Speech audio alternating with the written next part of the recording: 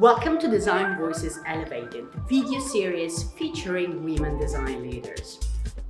I've selected 10 stories to provide a nuanced perspective of how leaders are using design to grow meaningful change in organizations.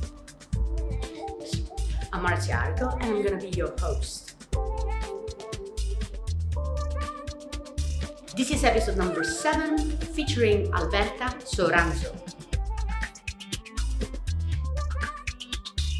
Hello everyone, welcome to Design Voices Elevated. Today we are in London to meet Alberta. Welcome Marzia, thank you for having me. Benvenuti, ciao. Ciao. We are at Alberta's house, that by the way is stunning. Thank you. In her kitchen. And we're gonna start a little chat together. Yes ma'am. So the first question that I usually ask is, what's your story? That is a great question. It's also my favorite question. Depends how much time you have, right? Well, I mean, like half an hour in total. Okay, so my story is of someone who, was born in Italy, as you know, born and raised in Italy, in a somewhat interesting family. If you think about the, my path afterward. My mother was an architect. My father worked at Olivetti, and I know it's a reference that dates me, but Olivetti was the hotbed of design, both industrial and product design, and that was very much the context I grew up in. And at some point, I had a midlife crisis in my 20s, as one does, and I moved to the US with the idea of staying for a couple of years. I ended up being there close to 20 years, and now I'm here in the UK. I think when you look at how this going around and what I've done in my career then match up or intersect, I didn't know I was a designer. I didn't give myself permission to call myself a designer until I realized that everything, and this is one of those thoughts that keep me up at night, everything around us is, unless it's something that's found in nature and that has not been messed with or tweaked by us humans, behind every single thing that's around us, there's someone who has thought about them, designed them, iterated on them. And when I made this connection is when I gave myself permission to call myself, one of them, irrespective of what the actual label is on the tin. It's interesting that despite the fact that you were very much immersed in a creative environment growing up, you then chose to do engineering, right? Yeah. Why is that? So I think that has to do with systems. So where it is true that everything is designed, everything is also connected. And so if you don't, whether you're thinking about a car parts or computer parts or bits of software or a recipe or, a cure for a disease, you are looking at how the connection between humans, so what we would call a socio-technical system, right? But between humans, the built environment, the lived environment, how those interactions create a product which hopefully supports the goal that you want to achieve. But then you also went to study psychology, so clearly something was missing. No, systems too. Those are systems too. Think about how, without going into the connection, mind and body, or, body and spirit, think about how we take inferences from our experiences, our interactions, what we see, what we know, et cetera, and then those have an impact or result in a product, a behavior, et cetera. So it's all about systems. Okay, so throughout your career, you have covered roles as executive design director in a wide range of places. Yeah. Can you tell us a bit about that, and in what way your object of design has changed from one place to the other? So I think when I started off, and actually when I was, looking after engineering teams, not even design teams, my focus was very much on the thing, right? It was a very specific, non-designy approach, where you know how to do the thing, you know the questions to ask, you know the research to do, you know what you want it to do, and that's the end all and be all. I think that moving through my career has helped me appreciate this idea of connection and systemic approach. So organizations where you're able to take a systemic approach to design, so look not only at the thing that you're making, whether it's a software product or something else, but also at how it's used, how does it fit in the organizational context, how it's going to be serviced, has become somewhat the both the evolution of my career and what I consider when I work with an organization as an indicator of future success. And, I know a bit Alberta because I've interviewed her for the book. So you will see actually her story in my graphic novel. I haven't seen it yet. No, she hasn't seen it yet. But in that interview, you mentioned something about the difficulty of bringing design in an organizational context, and how the very nature of design doesn't really fit the way organizations think or are organized. Can you talk a bit about that? Yes, and it's interesting. I think it's particularly relevant if you look at how the market is behaving towards designers right now. I think there is a fundamental lack of understanding still about the potential of design to increase and support business growth. And so design is still seen, sadly, in a lot of organizations as either a purely cosmetic intervention, and so you'll see huge budgets being spent, say, in marketing, where you design these beautiful campaigns and super flashy, super polished, and then the experience of the product becomes remains subpar. I think so. There's either this hyper cosmetic approach, or there is a kind of reductionist, very limited approach to design is something that you do at the end. It's very much surface, and design is not, I think, in a lot of organizations, is still not understood as a vertical discipline that looks at not just at the appearance, but also at context of use, functionality, appropriateness, innovation, et cetera, et cetera.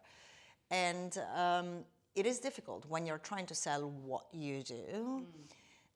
It is unless you have a fair understanding of how a business is run, it's very difficult to sell the value of what you do. I can give you an example. At one of the organizations I was working at, we were a global organization that delivered both tangible and non-tangible products, but primarily intangible. What products. sector was it? Telco. Telco, okay. So we, phenomenal marketing campaigns, beautifully designed packaging and interfaces, but very disconnected from product to product. And the reason for that product to product disconnection was the fact that there wasn't an internal design team, and the organization relied on multiple agencies or external partners to look at both the actual digital design, but also the service design of the experience. In one of the first questions I asked when I joined the organization was, why there wasn't a design team. It's too expensive. Right. We can't see the And benefit. consultants are cheap. Consultants are cheap. Of course. I mean, we could go into, the reason behind engagement with consultancies, but maybe this is not the conversation. So the way I had to approach bringing design in-house, and I managed to do it, was by not acting as a designer and saying, duh, it's good business practice, but translating what I knew would be meaningful to the organization into business speak. So I had to write a business case, projecting that not only the cost savings of insourcing a design team would be X, but also that the positive impact on growth, experience, whatever metric we were tracking at the time would be Y. And I think that's what we have to do as practitioners, is learning to translate what we know is a given. So good outcomes if you use a certain type of approach, if you consider all the elements of the service, if this, and that, and translate it into a language that the organization can then appreciate. I was really lucky. I had a very open CEO who fully supported the effort, and then the numbers actually demonstrated the value of what I was saying. But I think that there is this major disconnect in terms of languages. Yeah. That it's up to us to sort of bridge, if you will. I have 2 follow-up questions on this. Yeah. The first one is, can you give us an example of what kind of numbers did you go look for to actually create a business case? What areas were you looking at? I think my colleagues in procurement my former colleagues in procurement still have nightmares about that, because we went through 3 years of invoices to understand exactly how much spend we had year on year on partners, knowing full well that if you're buying multiple services from a provider, say you get engineering, you get design, you get PMO, or whatever you're getting, the invoices are not going to be itemized necessarily in an accurate way. So I went to look at the spend, knowing full well that the numbers I was looking at were inaccurate by defect. So we were spending a lot more than what it said. Still, it was a staggering. And still, anyway, partners and consultants come from a different budget, right? It's OPEX versus CAPEX when you build Exactly. Exactly. But it was a staggering number. Significant. And so then you start looking at, and so that was the base number where I anchored everything, saying, and I'm not giving the actual figures, but say we spend £2.5 million a year on external consultants, and it's going to be more, but this is the number I'm using. I forecast that by bringing in a team of X number of people with these skills at this level, I can save 50% over the course of 5 years. And you build internal capability. Yes. There are some unquantifiables also. So the cost of, say, knowledge and domain knowledge retention, nobody can quantify that. But if you think about a consultant that comes in, learns everything that there is to learn, then gives you an outcome that you have to go and build or organize or whatever, that what we call normative experience of being into the system, understanding how it works, goes with a consultant. So all those things are not quantifiable. I think in terms of, so the base of the business case was cost reduction. Yeah. And then we tacked on some very conservative increases in, say, NPS, CSAT, basic metrics. That's hard to connect, right? It is very hard to connect. So if you start with cost, though, you've got a really good basis to start from. And to be fair, we did that. Our forecast was a 50% reduction in cost over 5 years, we reduce costs by 60% in the first 9 months. So it's a no-brainer, but it takes someone who has an open enough mind to be willing to take the chance, because there is a chance, right? If you are working, and there was a chance even for me, if you are working with any consultancy and something goes wrong, then the issue... Fire them, Well, you change, right? You swap them out. As they say, nobody got fired for hiring McKinsey. Well, some might have, but... it's an old saying. Yes, these are old sayings. I've never hired or fired McKinsey, but I've worked with them, as we all have, right, in our careers. But when it's your team that you built, that you made a case for, it's your neck on that chopping block. The second follow-up question that I had was related to the fact that, having an internal design team doesn't necessarily equal to being able to connect those dots that you mentioned before, right? In a sense, it really depends in the way that the team is positioned, what is their remit. So what did you learn in your experience of actually setting up and scaling design teams for impact, so for filling up those gaps? You're right. It's really difficult to connect an organization, and the larger and the more distributed it is, it's, the challenges are exponentially bigger.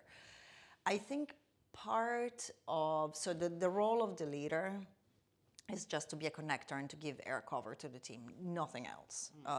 You do the legwork for them, and you back up their decisions. That's what the job is. What I found worked really well for me, and maybe I got lucky, is to get a really good mix of get a really good mix of people, some that come from the outside. So you sell them internally as people that bring industry experience, but also giving opportunities to people that are inside that might not necessarily have an official label of design, but that have the right mindset to do design. And know the organization very well. And know the organization very well, because they become the connectors. And I'm thinking, that there's one person who comes to mind. She was stuck in a business design role, between business analyst and business design. And she really wanted to make a change, and she felt she was not... she didn't have any opportunity. We had multiple conversations, and then finally I was like, you know what? Am I going to get fired for giving someone a chance, right? And it ended up being one of the best decisions I ever made, because she had all the connections in the organization. She became a really good designer, and actually she's now thriving. Hi, Beck. You know who you are. She is thriving as a service designer in a even larger organization, even more distributed organization. It was just the right thing. Yeah. Okay, but it takes a leader to really believe in someone like that. Our teams, yes. But, then you go to the question, what is leadership? What is leadership? You served it on a silver plate. Yes. I don't know. I think I equal leadership to courage and loyalty. Those are, I think, are the two most important quality. You got to be a little crazy, and you have to be the one who's willing to fight the battles, not for the sake of fighting of going into a fight, but for the sake of doing what is right. That's the whole value exchange in leadership positions. Organization pays you money to bring to be able to take advantage of your experience and your skills and everything that you've gone through. In turn, it's our obligations as leader to give the best business advice that we know how to give. And that comes with the ability to make the willingness to make difficult calls, to say difficult truth and to fight the battle so that the team can be the best that they can be. And then loyalty to your team. I've seen plenty of leaders selling out their people because it was advantageous to them. And that isn't leadership. You know, you stick, without your team, you're nobody. It doesn't matter if you're the vice CEO of the world. If you don't have people that work with you, you can't do anything by yourself, can you? So, yeah. Can you tell me one thing that changed everything for you in your career? So, I think it was a walk on the Golden Gate Bridge. It's romantic, I mean, you can No, imagine. no. No. It was the least romantic thing you can think of. So I don't like heights. Being on I've been on top of a skyscraper and looking down, not my idea of fun. I love gazing at the horizon, looking straight down, not my idea of fun. But I also have a thing where if something scares me, I've got to do it, right? I have to conquer my fear or I will never do it again. So I had decided that I had to walk the Golden Gate Bridge back and forth because I had been terrified driving over it. And I don't know how long it took me. I have no idea, but I was like trying to stay away from the edge, but then they have, so the Golden Gate has multiple parallel sections, so you can see the water underneath, right? And you think about all those people, and you see those little call boxes. Are you thinking of jumping? Call us first. I'm getting goosebumps. I really did not enjoy it, but I had to do it. And then I looked up, and I saw the big cables, those cables that are wired. And if you have ever been to the Golden Gate Bridge, at both entrances, they have sections of the cables. And that show how each cable is really thousands of smaller cables that are twisted together, and then those are twisted together. So you see the section and you see how all these individual elements contribute to one outcome that is holding the flipping bridge, in its place so that I am not going to fall down when I cross it and the sharks are going to eat me. And I think that that's when this idea that was sort of subconscious of focusing on systemic approaches as opposed to the single strand of wire that then gets twisted, it completely changed how I started looking at my job. And it coincided with a project I was working on that was a discrete project of, I was working at the film archive at UCLA, and we were looking at digitizing some old reels for preservation purposes.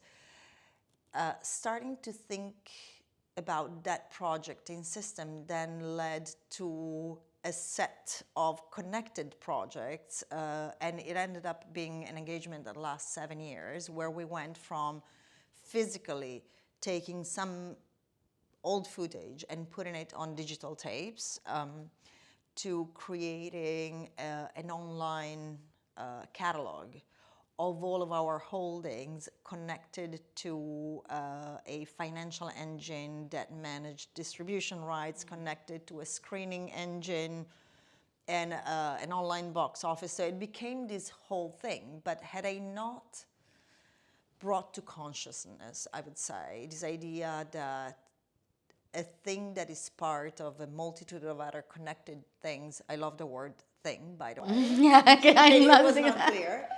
Works a lot better and leads to different results. And if I hadn't brought it to surface, I don't know. I really don't know if I would have had that career. Nice. Okay, what's one thing that you regret instead? The one thing that I regret has more to do with who I want to be as a leader than anything else. I think for the longest time I struggled with believing that I had a voice. You know, having typically worked in technology and I don't want to say male dominated, but kind of like legacy, yes, or legacy dominated, legacy thinking dominated industries. It took me a while to allow myself to say the things that I thought I should say. And so there have been, luckily not many, but enough instances where I've seen women or minorities or even juniors treated disrespectfully and I didn't speak up. And those are all instances that I regret, not saying, you know what, this is not cool. And how did you learn to change that? I think I stopped caring about how I would be perceived. You know how it is when you operate outside of your culture, right? We're all immigrants somewhere else. But Italians, we come with a stereotype that we're loud and we're opinionated, and we are, right? Yeah, we are totally. And we are. So at some point I was like, you know, who cares? They think I'm weird. I have an accent. I am short, loud, and opinionated. Why don't I let them see it? Yeah, exactly. Yeah. So What makes you you? yeah. And there is only one of you. Yes. Thank God. Okay, I have one last question, which is about the future. What do you think must happen now for the design community at large? We started by you mentioning about the market for design right now, Yes. what's happening. So maybe it will be a nice closing. Oh boy, I think I might have mentioned this to you. My favorite business book, because I've not read Yes, but that's a very good story. yeah, is the Little Prince. And I know it sounds improbable as a business book, but there is this bit at the beginning when, and I don't, you know, for those who haven't read the book, go read it, please. But I don't want to spoil the whole story. But there is this little bit where the prince goes planet by planet in his universe, and he meets people with different professions. And there's an accountant or a businessman who's counting the stars, and he has these big ledgers full of numbers. And the little prince doesn't understand why he is counting. So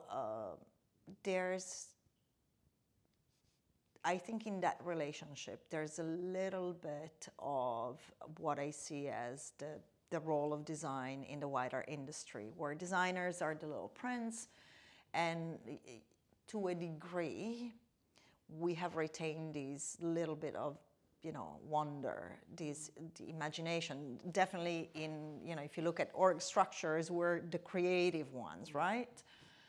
And being creative is not just being artistic, it's being innovative, thinking about different things. And the business, the organizations are the businessmen. They think in numbers, they have that language. So I think we have a little bit of the growing up to do. It's very difficult to change from the outside established realities and established norms. Money, or actually numbers rather than money, are the language of, you know, of trade, of how we measure things. So our ability to communicate differently, and not exclusively numbers. My business case was a little bit of an extreme case, but our ability to design on purpose, or architect a different way of communicating what we do and integrating it into what organizations do, is the way in. And I think that once back in, I should say, the attitudes need to change a little bit on our part as well. And I know this will probably make me a little unpopular, but I've seen a lot of what I call cowboy attitude on the part of designers,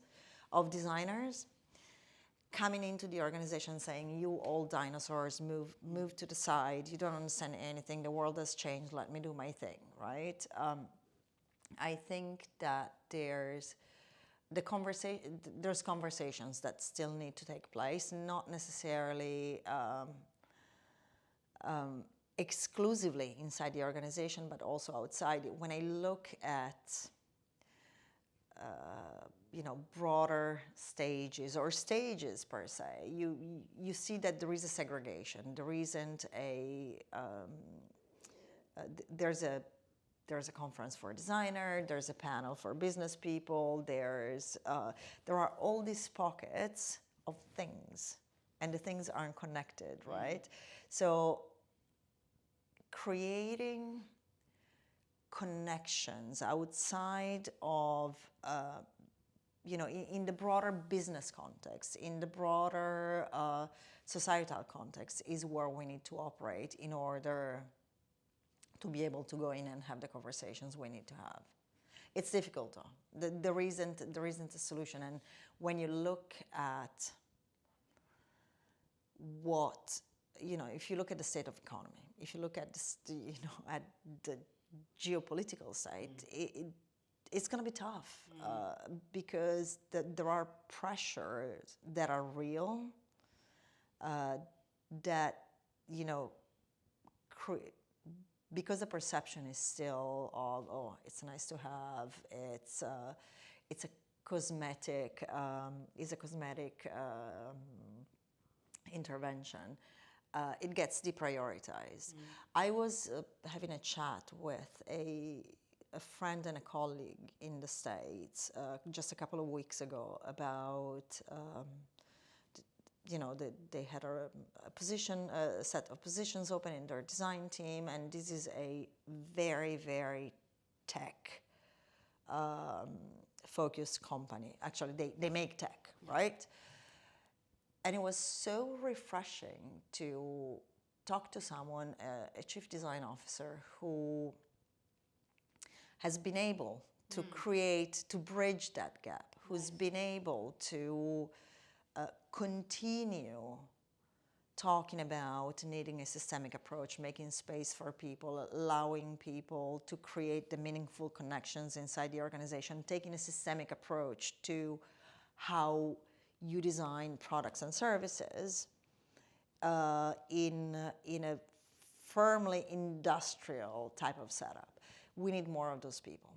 And those people are the people that we have coffee with every day, who are able to demonstrate results, because this is how you get brought in, and who are also able to have this conversation and push for the right things. Alberta, thank you so much. Thank you for having me. For being with us. And thank you for listening. Thank you. See you next time. Bye. If you enjoyed this episode, please share it with your network. And if you would like to follow and support my work, please subscribe at designmavericks.substack.com. See you next week.